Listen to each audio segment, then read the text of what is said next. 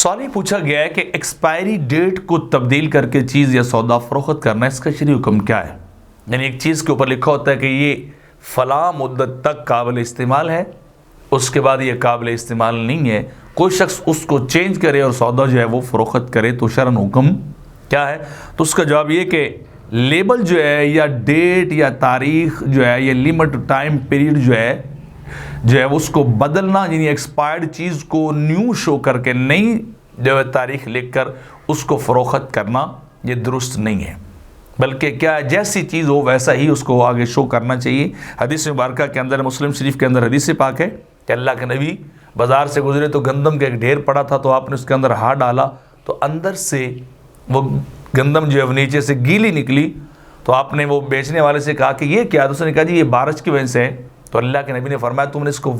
واضح کیوں نہیں کیا، یعنی باہر کیوں نہیں رکھا تاکہ خریدنے والے آتے اسے دیکھتے اور پھر وہ خریدتے، تم نے چھپایا ہے۔ تو پھر آپ نے کلمہ فرمایا تھا کہ من غش فلیس منی، جس نے جو ہے وہ دھوکہ دہی سے کام لیا وہ ہم سے نہیں ہے۔ اور اس طرح فتاوی شامی کے اندر بھی کہ لا یحل کتمان العیب فی مبی او ثمن،